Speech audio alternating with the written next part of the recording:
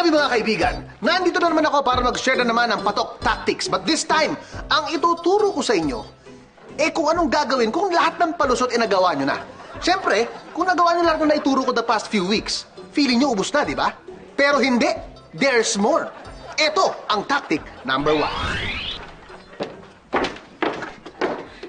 Hoy, sino tong ka-Facebook mo, ha? Bakit nagchat-chat kayo sa Facebook, ha? May bago ka pang account? Ang kapal ng mukha mo, ah. Ano yan? Ano? Huwag ka na nga magpalusot!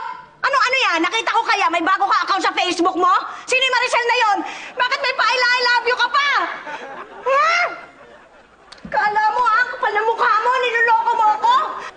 Kapag sa tingin mo ay hindi ka na makakalusot, saktan mo lang ang sarili mo. Kaya ka! Niloloko mo ako! Hoy, ano ba ginagawa mo? Hindi ko na alam gagawin ko! Naguguluhan na ako! Naguguluhan na ako! Naguguluhan na ako! Naguguluhan na ako! Sandali! Huwag kang maguluhan! Gulo-gulo na ako! Steady ka lang! Anong nangyayari? Gulo-gulo na ako! Keep calm! Carry on! Chill! Ha? Sensya ka na!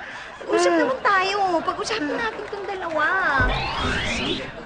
Kapag sinaktan mo ang sarili mo, walang choice ang misis mo kundi damayan ka sa iyong problema. Kahit amang ang problema mo, kung paano lang makakalusot dun sa ginawa mong kalokohan.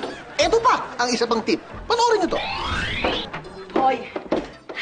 Malangyakan lalaki ka. Sinong kasama mo dito sa picture na to? May pa-selfie-selfie ka pa! Niloloko mo ako, ha? Ano ka ba? Ano ba ako? Pinagbibintangan mo ako, niyusgan mo kagad ako eh! Uy, araw-araw nagtatrabaho ako ha! Subok sa trabaho para mabigyan ka lang ng magandang kinabukasan! Ganyan ba gagawin mo sa akin? Ha? Ganyan ba? Hindi naman. Nabigla lang ako. Nabigla? Oo. Kung ako mabigla, lumayas ako sa pamamahay na to! Ha? Sasayangin mo na pagsasama natin ng maganda dahil dyan sa picture na yan? Ha? Hindi naman sa ganun. Sa ganun! Kasi ano lang yun. Tumigil ka na ha! Opo. Sige. Upo! Sige. Thank you, ah. Totoo po ang nakita ninyo. Effective na effective, di ba?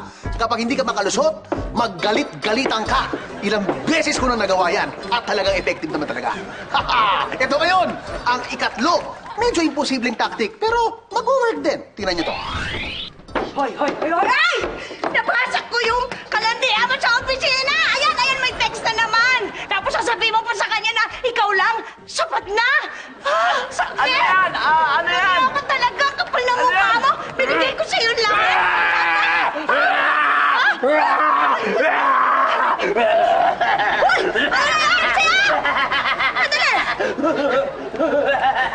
Pag sa tingin mo wala ka nang maisip na palusot at na-corner ka na, pues, umarte kang nasasapian.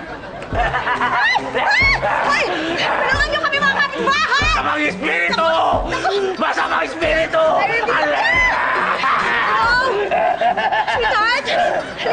Halika na kita sa ospital o sa albularyo. Halika na! Sweetheart! Sweetheart!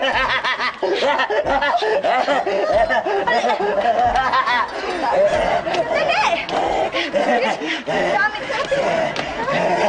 Sweetheart! Please naman ako ka! Sweetheart! Ano ba? Oh, effective, di ba? Hindi natuloy ang paninita ni Mrs. kasi nasasapian ka. Sino nga naman ang gusto makipag-away sa taong nasasapian? At kapag medyo okay ka na after ilang hours, malamang ayaw na rin makipagtalo sa'yo na mismo kasi concern na siya sa'yo eh. Di ba? Effective lahat ng tactics ko na tinuturo sa inyo. Okay. Pagbibigay ka pa ng tactics dyan, ha? Sino tong kalandian mo sa text, ha? Sino to? Nasabihan ako. Bulok na yan. Nasasabihan. Ginawa mo na dati yan. Sino to?